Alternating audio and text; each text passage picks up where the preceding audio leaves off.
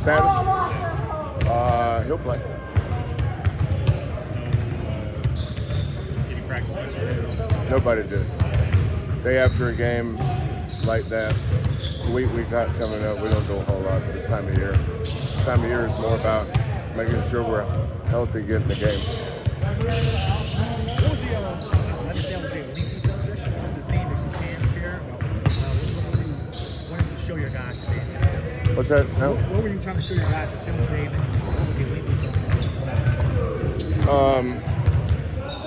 Well, same thing same thing we've done for the last 30 years. We had film 30 years ago. I haven't changed a whole lot. We have a rating system we do about our offensive mistakes, our defensive mistakes. Guys not going to the boards, we point that out. Transition defense mistakes, and then the things they do good. Usually we wrap it up with really good culture plays. Somebody made a culture play that stood out because of the things we emphasize. So kind of a answer, but that's what we do. We don't do anything that's really exciting anyway. I heard you and Jamal have sessions together. How important are those, especially with your Yeah, some of those are more the day of the game when they come in this fast. Right now, what you see from Jamal is his fourth year. I can't tell you how bad he was as a freshman. And his first semester, his sophomore year, he's just gotten better and better and better. He's learned to work hard. His habits. At the end of the day, what a coach should be really good at is learn to establish really good habits with your team in practice. Practice with good habits. All these kids have to make that adjustment. But they do, mainly because they're not usually, they are. They're high character kids. You can coach kids like that. Kids with bad attitudes, that's got shaky attitudes, immature. I don't recruit those kids. I know every game is different, but how much does it help going to another road trip this summer around? They had the first taste of the tough environments Big 12 last. How much does it help have a second trip around this summer? Well, every game we played last year was a sellout. Every game. Tulane had their biggest crowd. Temple had their biggest crowd. Memphis, we're used to playing in tough environments. The environments is not what beat us the first two games. It's the way we played, and the other team was good. Iowa State, the night we played them, by far, that was the best defensive team we played. Well, your offense is not going to look good against it. How's those offensive teams look against us? Well, there's nothing wrong with their offense. The defense is better. Barry Bonds, Willie Mays, Hank Aaron, they go 0 for 4 in a lot of playoff games, the World Series games. You know why? Because that pitcher's a Cy Young pitcher. He ain't getting their call-up guy from AAA that he went 4 for 4 with. Offense is struggling against really good defensive teams. That's why we try to be as good as we do. So the question, what's wrong with the offense? TCU's a good defensive team too. That's why in this league, you got to figure out how you want to win. West Virginia is a really good offensive team. I knew that when we played them, and they were that day, but not against our defense. Texas Tech, good offensive team. You saw what UCF did against Texas and Kansas, but against us they struggled. So the answer is, why did you guys struggle? Because they're really good defensively. Iowa State's a really good defensive team. TCU's got great length. They're really athletic. They're tall on the wing. But we handled all that. It was I just didn't like the way we defended on those days. Without Terrence Arsenal, obviously somebody had to step up. What do you like about what Malik and Mo have showed you given those 6 minutes? Well, if you ask me from a coaching standpoint, I thought our defense was what it was. It was outstanding, and that's probably not a a good enough superlative to use.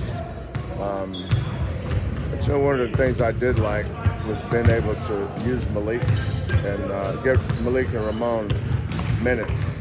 I mean, I made the call to shut down J1. You know, he probably could have still played. So, but we didn't need him yesterday. You know, it's a tough stretch we got coming up. So it was a good opportunity to get Ramon a bunch of minutes. I elected not to use Damian much yesterday, so I elected to go with Malik. But usually there's a method to our madness.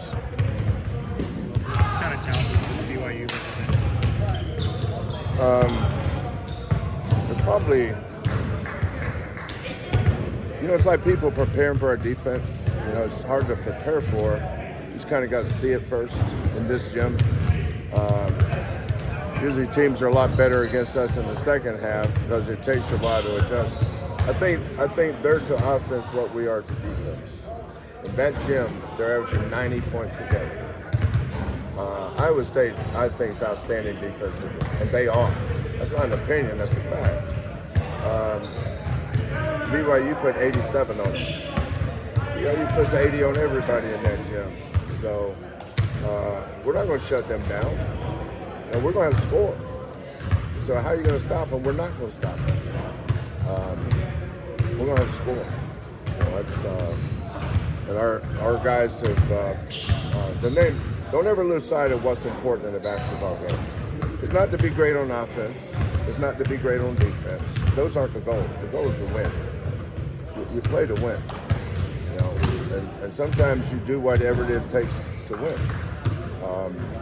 You know, if you go look at all the things that we did poorly in the 7 seconds ago in the game against TCU, we're up 1.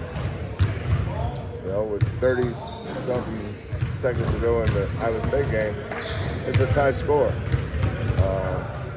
But I give a lot of credit to Iowa State's defense. I give a lot of credit to TCU's defense. You know, you can't sit there and say, well, would have played better. Well, maybe they had something to do with that.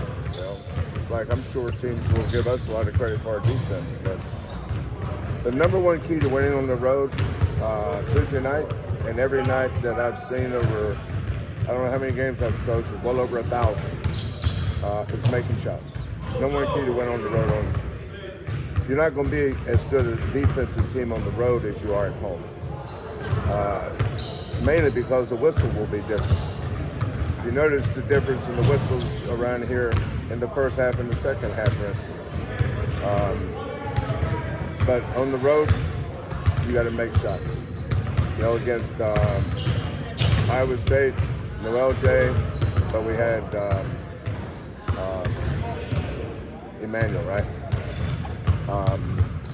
Against TCU, didn't have either one of them, but we had J1.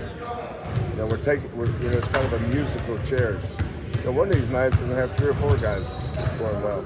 But the good thing about our program is when other programs go through that, and they do.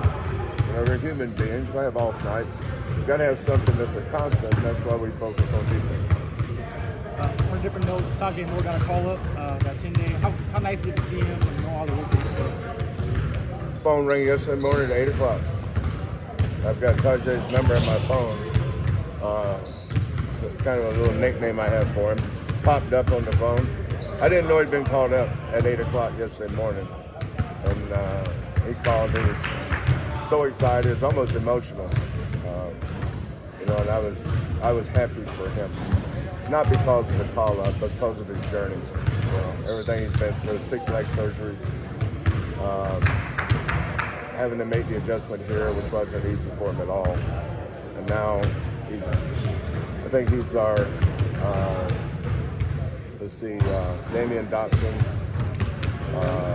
Nate, Armani, Quentin, Marcus, Jarris, Dejan, Taze. That's the 8th guy we've had that's played in the NBA since we've been here.